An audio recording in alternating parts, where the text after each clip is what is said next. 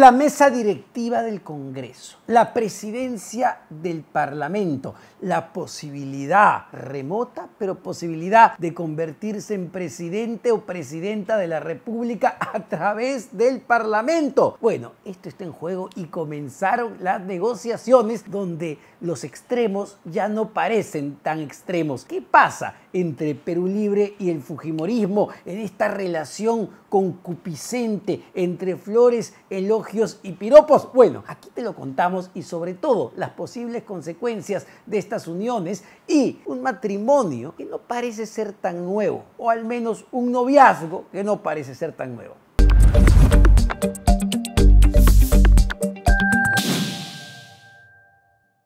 Pero antes de comenzar, dale me gusta, suscríbete y dale click a la campanita. Ahora sí, vamos a buscar fujicerrodistas. Entonces, comenzaron las negociaciones para capturar, para integrar, para liderar la mesa directiva del Congreso de la República. Y en esas negociaciones, pues lo que ha resaltado en las últimas horas son las flores y los piropos que se han empezado a lanzar dos bancadas en el Congreso de la República. Se trata evidentemente del fujimorismo, que es la bancada mayoritaria, o al menos la primera minoría en el Parlamento, y nada menos que Perú Libre. Es decir, los que en teoría están en los polos opuestos empiezan a unirse y a verse cada vez más cerca. ¿Qué ha ocurrido? Bueno, y los coqueteos han sido tan evidentes que incluso una integrante de la bancada de Perú Libre, como la congresista Silvana Robles, que fue ministra de Estado durante el gobierno del expresidente Pedro Castillo, decidió renunciar a la bancada de Lápiz, señalando que ella no está de acuerdo con un intento de unión contra natura,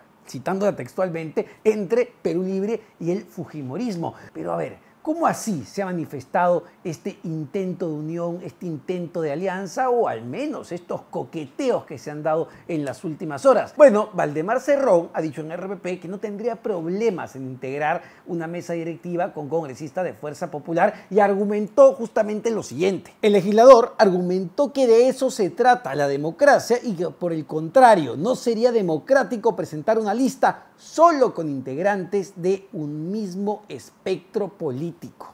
Y por su parte, el congresista Hernando Guerra García, un vocero importante también del fujimorismo, señaló en una entrevista al diario Perú 21 que Valdemar Cerrón es una personalidad, es un congresista destacado, interesante, serio, pero además no solo elogió, ojo, a Valdemar Cerrón de Perú Libre, sino también a Guido Bellido, que además fue presidente del Consejo de Ministros de Pedro Castillo, ha elogiado también al congresista Balcázar de Perú Bicentenario e incluso a Guillermo Bermejo. Sin embargo, pese a tanto piropo de ida y de vuelta, lo cierto es que no todos están de acuerdo, al menos en Perú Libre, con integrar una posible plancha de la mano con el fujimorismo. El vocero de Perú Libre, el congresista Flavio Cruz, ha sido categórico. Ha dicho que personalmente él no le gusta la idea de ir con el fujimorismo en una plancha para la mesa directiva, y con claridad ha dicho que él es un representante por Puno y en Puno no se le quiere al fujimorismo por los hechos ocurridos recientemente. Bueno, vamos a ver cómo compatibilizan,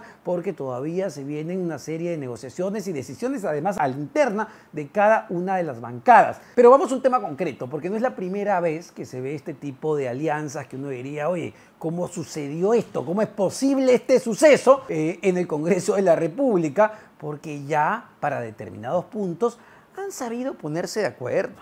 Ojo, y no solo Perú Libre y el fujimorismo, sino que han sabido ponerse de acuerdo tanto bancadas de derecha, de centro, de izquierda, de arriba, de abajo, cuando el interés es común. Vamos a repasar solo algunos de los casos más polémicos donde tanto Perú Libre como el fujimorismo han votado a la par, han votado como hermanitos, donde claramente los intereses han estado alineados. Bueno, quizá uno de los casos más llamativos fue la elección del defensor del pueblo. Hay que recordar que la bancada de Perú Libre propuso al excongresista Josué Gutiérrez, que se desempeñaba como asesor además de la bancada de Lápiz, y bueno, parecía que no iba a conseguir los votos. Sin embargo, sabemos que el actual defensor del pueblo hizo un cabildeo intenso en el Congreso de la República, y a la hora de la votación, cuando se necesitaban los 87 votos, es decir, 2/3 del total de los congresistas, bueno, llamó la atención que Fuerza Popular decidió apoyar justamente al candidato de Perú Libre, alcanzando pues la mayoría calificada que necesitaba. Y hoy por hoy, Josué Gutiérrez, ex congresista del nacionalismo, es el flamante defensor del pueblo, con votos no solo de Perú Libre, con votos no solo de la izquierda representada en el Parlamento, las diferentes bancadas de izquierda, sino también con votos de Fuerza Popular y otras bancadas de centro derecha. Pero ha sido uno de los casos más evidentes donde tanto Perú Libre como Fuerza Popular se han puesto de acuerdo, pese a que Fuerza Popular tenía una candidata también de trayectoria como era la doctora Delia Muñoz. Sin embargo, terminaron apoyando a Josué Gutiérrez. Pero no ha sido el único caso, ¿eh? Bueno, otro caso que generó muchísima polémica tiene que ver con la acusación e inhabilitación de la ex fiscal de la Nación, fiscal supremo Zoraida Ábalos. El argumento para inhabilitarla, para acusarla constitucionalmente, fue que no investigó al expresidente Pedro Castillo. Bueno, uno podía entender que de parte de las bancadas de centro derecha que detestaban a Pedro Castillo hayan votado de esa manera, más allá que se criticó el argumento técnico detrás. Sin embargo, desde las bancadas de izquierda como Perú Libre también se sumaron los votos para inhabilitar y acusar constitucionalmente a la ex fiscal de la Nación por el mismo argumento, lo que no tiene ninguna lógica porque justamente eran las bancadas de izquierda las que todo el tiempo decían que no se podía investigar ni acusar a Pedro Castillo. Pero hoy por hoy, con votos de la izquierda que decía que no se podía acusar ni siquiera investigar a Pedro Castillo porque era presidente, con esos votos se está acusando e inhabilitando a Zoraida Ábalos justamente por haber iniciado sí la investigación, pero haberla suspendido porque ella creía en su argumento técnico que todavía se tenía que profundizar la investigación cuando Pedro Castillo dejara la presidencia.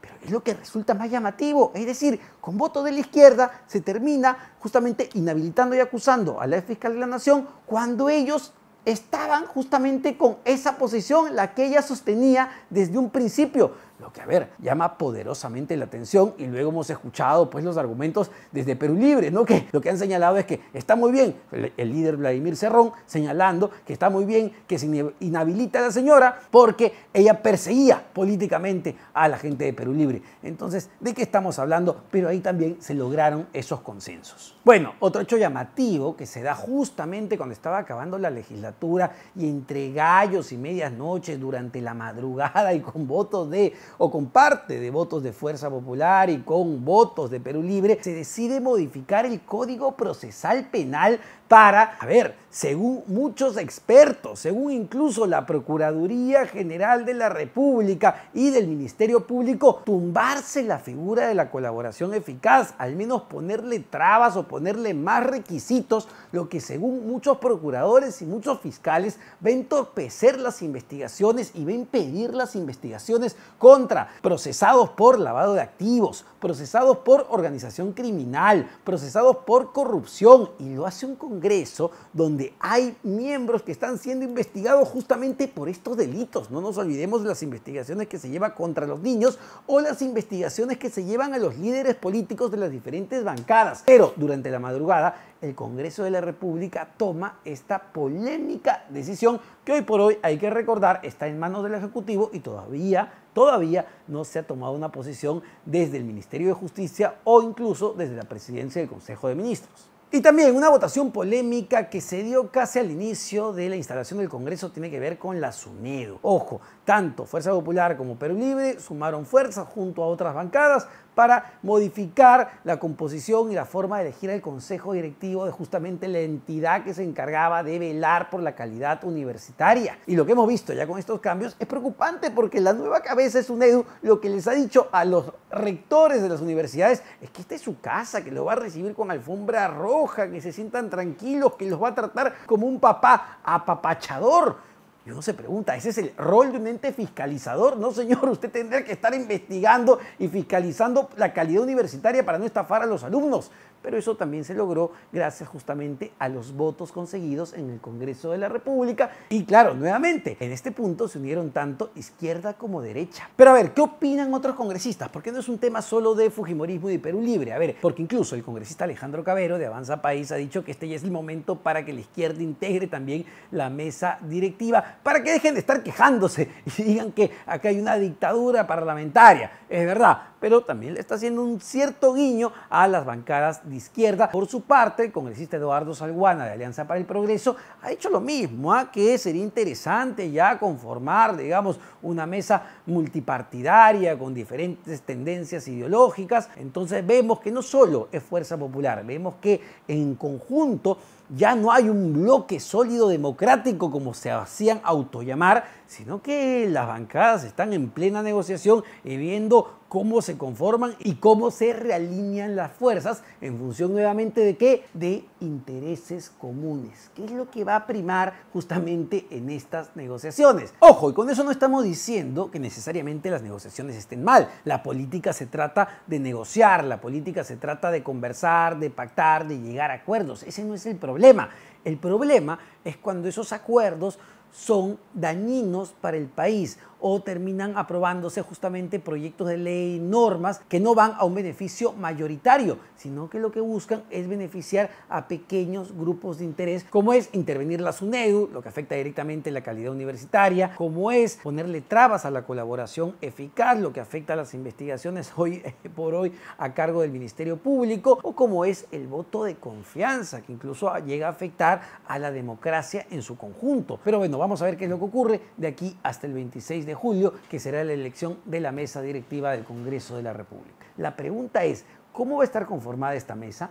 ¿Qué bancadas van a integrar la mesa directiva? ¿Qué bancadas van a asumir las presidencias de comisiones que también son importantes, como la Comisión de Constitución, la Comisión de Economía, la Comisión de Presupuesto, donde muchos parlamentarios se pelean por obtenerlas porque son justamente donde salen los proyectos de ley y los temas de fondo? Y vamos a ver también cómo esto puede impactar en el Ejecutivo, porque bien lo decía a RPP el congresista Guido Bellido, quien debería estar más preocupada de cómo se conforma esta nueva mesa directiva es la presidenta Dina Boluarte. Ojo con eso, porque no olvidemos, la vacancia presidencial en el Perú siempre está en el ambiente y quien preside la mesa directiva del Congreso de la República en un momento puede convertirse en el próximo presidente o presidenta si es que se logran los votos para la vacancia presidencial. Y una presidenta sin bancada, una presidenta débil, que depende justamente